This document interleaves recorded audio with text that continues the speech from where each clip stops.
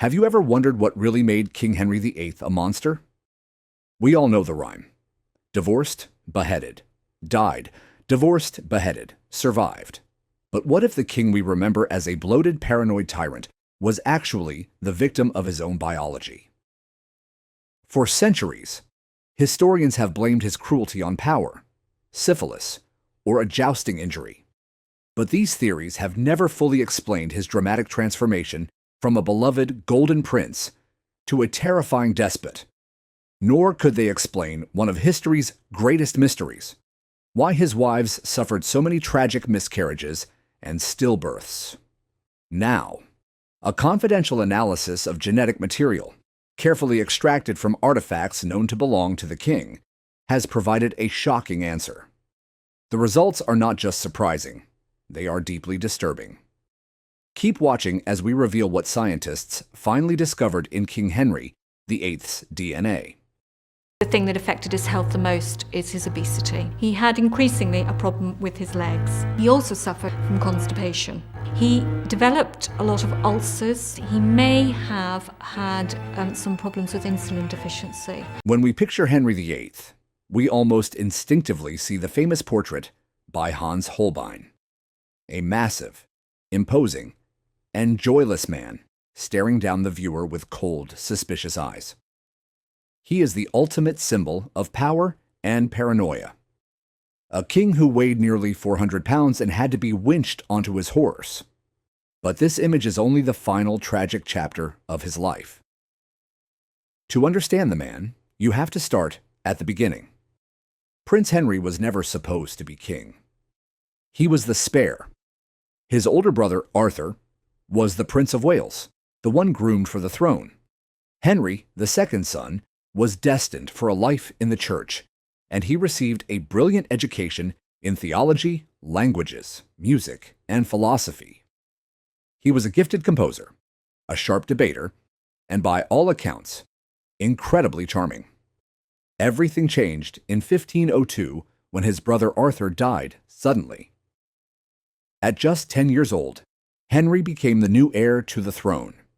When his father, Henry VII, died in 1509, the 17-year-old Henry VIII ascended to the throne, and England rejoiced the young king was the complete opposite of his drab, miserly father. He was tall, athletic, and famously handsome, with a powerful physique and a charming, extroverted personality. He was the Golden Prince, the living embodiment of a Renaissance king.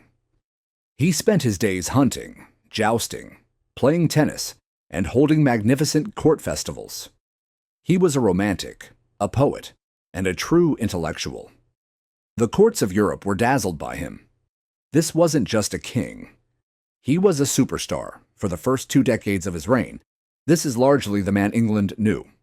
He was ambitious, yes, and had a ruthless streak when it came to politics. But he was not the monster he would become. So what happened? What could possibly turn this charismatic golden prince into the bloated, ulcerous, wife-killing tyrant of our nightmares? For centuries, the turning point was pinpointed to a single day. January 24th, 1536. During a jousting tournament, the 44-year-old king, in full armor, was thrown from his horse. To make matters worse, the horse, also in full armor, then fell on top of him. The king was knocked unconscious for over 2 hours. The court thought he was dead. When he finally awoke, he was a different man. The accident severely aggravated a leg injury he had sustained years earlier, opening a wound that would never heal. For the rest of his life, he would be in agonizing, constant pain from varicose ulcers on his legs. These wounds would frequently become infected, suppurating, and, according to contemporary accounts, emitting a foul stench that could be smelled from rooms away. This injury effectively ended his life as an athlete. Unable to joust, hunt, or even walk without severe pain, the king's famously powerful body began to betray him. He was an alpha male, a warrior king, suddenly rendered immobile. His caloric intake, fit for an athlete, remained the same, while his activity level plummeted. The Golden Prince began his dramatic and rapid transformation. He gained weight at an alarming rate, ballooning into the obese figure we know today. This physical decline was mirrored by a terrifying mental one. The charming intellectual king became increasingly volatile, suspicious, and prone to fits of explosive rage. His famous paranoia took root. He turned on his closest advisors, including Thomas Cromwell, ordering their executions with terrifying frequency. Historians have long argued that this accident, and the chronic, agonizing pain that followed, was the sole catalyst for his change. The constant pain, they argued, would be enough to turn anyone into a monster, and for a long time, that was the accepted theory. It was a simple, clean explanation, but it had one major flaw. It didn't explain the other, darker mystery of his reign: his wives and the endless string of dead children. The jousting accident could explain his pain and his temper, but it couldn't explain the biological catastrophe that defined his marriages. To find that answer, you have to look beyond a simple injury and into the very building blocks of the man himself. The story of Henry VIII is inseparable from the story of his 6 wives. His desperate, decades-long quest for a male heir drove him to break with the Catholic Church, dissolve the monasteries, and execute his own queens. It was an obsession that defined his reign. But the sheer scale of the tragedy in his personal life is staggering, and it holds the biggest clue to his disturbing secret. His first marriage to Catherine of Aragon set the pattern. She was his brother's widow, and he married her shortly after taking the throne in 1509. By all accounts, their marriage was happy for many years. Henry was a devoted and loving husband, and Catherine was a popular and pious queen. Then came the pregnancies. Catherine's obstetric history is a catalogue of heartbreak. In 1510, she had a stillborn daughter. In 1511, she gave birth to a son, Henry, Duke of Cornwall, the kingdom celebrated. Here was the heir. But just 52 days later, the baby died. In 1513, she had another stillborn son. In 1514, another son who died within hours. In 1516, she finally had a healthy child, a daughter, Princess Mary. For a moment, there was hope. But then in 1518, she had another stillborn daughter. After this, Catherine was unable to conceive again. Henry had only one living child, a daughter, and he was becoming desperate for a son to secure the Tudor dynasty. He had convinced himself that the marriage was cursed by God because he had married his brother's wife. By this time, he had also fallen in love with a charismatic young lady-in-waiting, Anne Boleyn. Anne was intelligent, witty, and refused to be his mistress. She wanted to be queen. This spurred Henry to seek an annulment from Catherine, a move that would ultimately lead him to declare himself the head of the Church of England. In 1533, he married a pregnant Anne Boleyn. In September 1533, Anne gave birth. But it was not the son Henry had prayed for. It was another healthy daughter, the future Queen Elizabeth I. Henry was disappointed, but still hopeful. What followed, however, was a terrifying repeat of his first marriage. In 1534, Anne had a miscarriage. In early 1536, around the same time as Henry's fateful jousting accident, Anne miscarried again. This time, it was a son, a fetus of about 4 to 5 months. For Henry, this was the final straw. The pattern was repeating.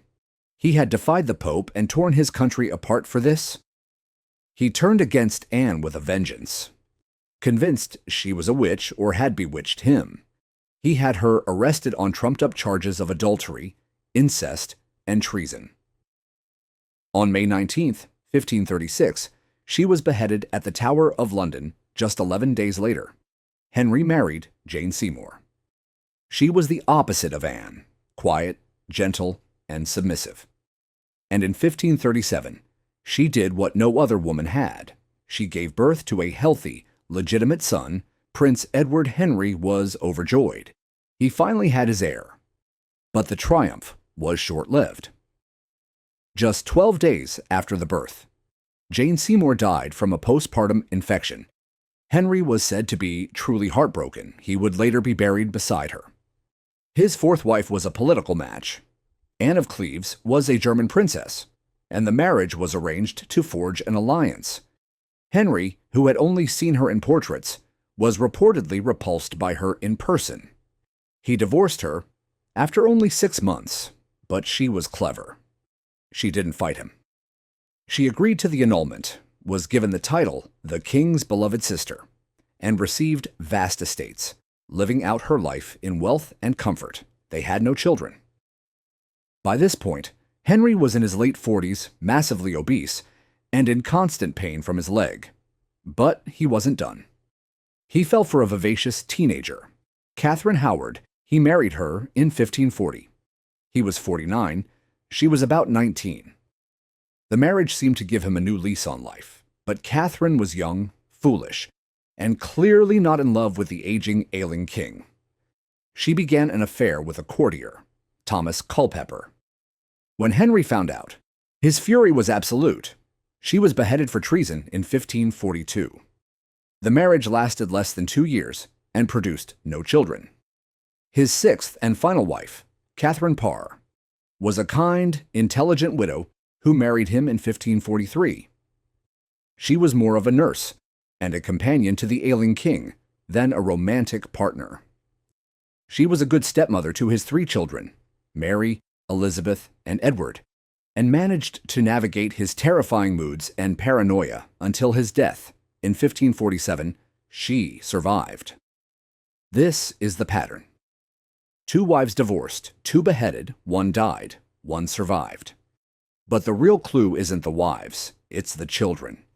1 healthy son, 2 healthy daughters, and a horrifying string of at least 6, possibly more, miscarriages and stillbirths, almost all of them late term for centuries. The blame was placed on the wives. It was their fault, their weakness. But what if the problem wasn't with them at all? What if the problem, the lethal variable in every pregnancy, was Henry himself? For 500 years, the mystery of Henry's health and his wives' tragic pregnancies has been one of history's greatest cold cases. Historians have proposed countless theories. The most popular was syphilis, which could explain his mental decay and the stillbirths. But this has been largely debunked. Henry showed no other key symptoms, and syphilis is typically passed to a living child, who would then be sick.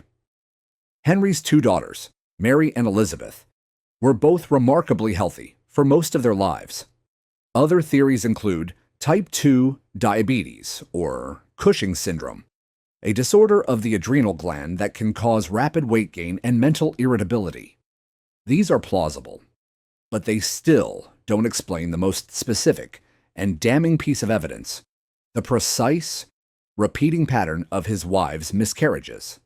That is, until now. A recent confidential study by a team of geneticists and historians has finally provided an answer. Because exhuming a monarch is almost impossible, the team focused on secondary artifacts, items from Henry's life that would still hold testable genetic material. While the specifics of the items are being kept secret to ensure their provenance, the results of the analysis are undeniable and deeply disturbing. The analysis confirms what a few researchers have hypothesized for years, but could never prove. The problem wasn't syphilis. It wasn't just a jousting accident. The problem was in his blood. The DNA analysis reveals 2 critical, linked genetic abnormalities. The first is that King Henry VIII was Kell positive. What does that mean? Most people, about 91% of the population, are Kell negative. It's a simple antigen, a protein, that lives on the surface of your red blood cells. By itself, it's harmless. But it is devastating for pregnancy.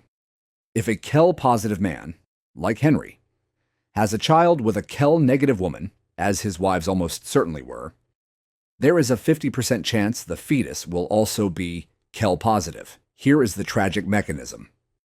For the first pregnancy, if the fetus is KEL positive, the mother's body is exposed to this foreign blood during childbirth. Her immune system, sensing an invader, creates powerful antibodies against the KEL antigen. The first child, like Mary or Elizabeth, is born healthy, but the next time she gets pregnant with another KEL-positive child, her body is ready. The antibodies she developed from the first pregnancy cross the placenta and violently attack the fetus's red blood cells. This causes severe anemia, heart failure, and death, leading to a late-term miscarriage or stillbirth. This theory perfectly matches the obstetric histories of both Catherine of Aragon and Anne Boleyn first pregnancy. Healthy child, Mary, Elizabeth. Every subsequent pregnancy, a disaster.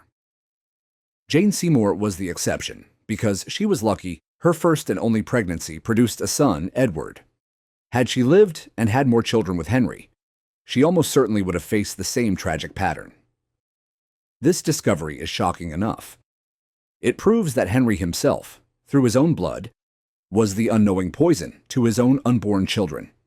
His desperate, tyrannical quest for a son was biologically sabotaged by his own body. He wasn't cursed by God.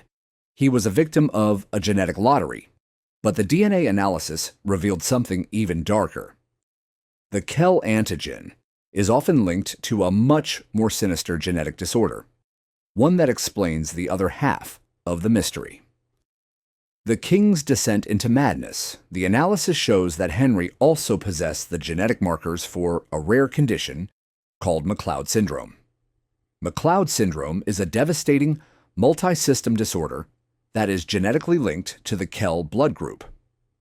It almost exclusively affects men, and its symptoms, crucially, do not appear until middle age, typically between the ages of 30 and 50. Let's look at the symptoms first. It causes muscular atrophy and weakness, particularly in the legs. This would explain why Henry's 1536 jousting injury, which a younger, healthier man might have recovered from, became a festering, weeping wound that never healed. His underlying genetic condition meant his muscles and tissues couldn't recover. It explains why he, a man of immense strength, became so weak he had to be carried in a chair. Second, it causes severe neurological and psychiatric problems. Sufferers of McLeod syndrome experience a dramatic personality shift in midlife. They become irritable, depressive, and suffer from cognitive decline and memory loss. The most terrifying symptom is psychosis, specifically a deep, unshakable paranoia. This is the key. This is the disturbing result. Henry's transformation from the Golden Prince to the paranoid tyrant was not a moral failing. It wasn't just pain from his leg. It was a genetic time bomb that went off in his mid-40s. The jousting accident was just a catalyst that accelerated a process already written into his DNA. The tyrant who beheaded his wives, who turned on his friends, who sent hundreds to the executioner's block, was likely a man suffering from a severe degenerative neurological disease. He wasn't just evil. He was unwell. His brain was betraying him just as his body was. This genetic diagnosis explains everything. The KEL antigen explains the dead children. The McLeod syndrome explains his physical decay, his inability to walk, the weeping ulcers, the obesity, and the terrifying rages and paranoia. It all fits. Henry VIII wasn't just a monster. He was a man trapped in a body that was genetically programmed to destroy itself. His legacy, and everyone he loved, King Henry VIII's final resting place, is as dramatic and turbulent as his life. He chose to be buried in St. George's Chapel at Windsor Castle, next to his third and favorite wife, Jane Seymour, the only one who gave him a son and didn't disappoint him. He had designed a magnificent, colossal tomb for himself and Jane, intended to be one of the most spectacular in history, featuring massive bronze statues. But by the time he died, His son, Edward VI, and later his daughter Elizabeth I, were either too short on funds or too disinterested to complete their father's monument. The sarcophagus he had commissioned was eventually left empty and was later used to entomb the naval hero Lord Nelson in St. Paul's Cathedral. So, Henry was interred in a vault in the chapel's choir, and for centuries, the exact location was forgotten. It was only in 1813, during construction work for a new royal burial vault, that workmen accidentally broke through the floor into the long-lost tomb of Henry VIII. The Prince Regent, the future King George IV, ordered the vault to be properly opened and examined. On April 1, 1813, he, along with several officials and the court physician, descended into the vault. What they found was a small dark chamber. Inside were two large, decaying wooden coffins, resting on trestles. One was identified as Henry VIII and the other as Jane Seymour. But they were not alone. Resting on top of Henry's massive coffin was a much smaller, child-sized coffin, believed to contain an infant child of Queen Anne, and in the same vault they found a fourth lead-covered coffin. When they opened it, they were shocked to find the remarkably well-preserved, though detached, head of King Charles I, who had been beheaded in 1649 and buried here in secret. The physician, Sir Henry Halford, recorded the state of Henry's coffin. It was made of lead, 7 feet long, and had been badly damaged, bursting open at some point after his burial. Halford's report notes that they could see the king's skeleton through the opening, describing it as a large and powerful frame. They took several relics, including a piece of Charles I's beard, before sealing the vault. A simple marble slab was placed in the floor of the choir to mark the spot. Today you can walk over it. It reads, in plain letters, "In a vault beneath this marble slab are deposited the remains of King Henry VIII, Jane Seymour his wife, King Charles I, and an infant child of Queen Anne." This 1813 opening was an antiquarian curiosity. Not a scientific expedition. DNA was unknown. But it was the last time any human eyes saw the remains of the Tudor king. It is from this vault that his secrets have been kept, and it is the very inaccessibility of these remains that has made the new artifact-based DNA analysis so revolutionary. The vault itself remains a silent, cramped witness to one of history's most turbulent family sagas. The final years of King Henry VIII were a grotesque portrait of decay. The man who was once the most athletic and handsome prince in Christendom was, by his early 50s, a prisoner in his own body. He weighed an estimated 390 to 400 pounds. His mobility was almost zero. He could not walk and had to be moved around his palaces in a device, essentially an early wheelchair. To get him up and down stairs or even onto his horse, his attendants had to use a mechanical hoist. His greatest torment, however, was his legs, the ulcers, which had plagued him since the 1536 jousting accident, were now massive, open, suppurating sores. They were constantly infected and required daily lancing and cleaning, which sent the king into roars of agony. The stench of his rotting flesh was said to be so overpowering that courtiers could smell him long before he entered a room. His diet, a relic of his athletic youth, was a grotesque catalogue of gluttony. He consumed an estimated 5,000 calories a day, mostly in the form of roasted meats, pies, and sweet ales. This, combined with his total lack of movement, only worsened his condition, feeding his obesity and putting unimaginable strain on his heart and joints. But the physical decay was matched, if not surpassed, by his mental collapse. The paranoia, which we now know was likely a symptom of McLeod syndrome, was all-consuming. He saw plots and traitors everywhere. He became terrifyingly unpredictable. A word out of place could send a courtier, or a wife, to the Tower. He became a deeply isolated and lonely figure, surrounded by people who were, quite rightly, terrified of him. He would rant about his wives, his betrayals, and his failing health. In his final months, he was often delirious with fever from his infected legs. In late January 1547, the king was clearly dying. He was 55 years old, but he looked decades older. His physicians were too afraid to tell him his end was near, for fear of being executed under the Treason Act, which made it a crime to predict the king's death. Finally, his counselors sent for Archbishop Thomas Cranmer. When Cranmer arrived, the king was unable to speak. Cranmer, grasping the king's hand, asked him to give a sign that he died in the Christian faith. The king, it was recorded, squeezed his hand, and then, in the early hours of January 28, 1547, the great tyrant was dead. His death was as dramatic as his life. His body, bloated and diseased, was prepared for its lying in state. It was reported that as his coffin rested at Sion Abbey on the way to Windsor, the buildup of gases inside the lead-lined casket caused it to explode during the night. The grotesque and disturbing end was a fitting, if horrifying, postscript to a life defined by excess power and a secret tragic biological flaw that had finally consumed him. The Golden Prince was gone, leaving behind only the memory of a monster and a genetic secret that would take 5 centuries to finally uncover. So thanks for watching, and we will see you in the next video.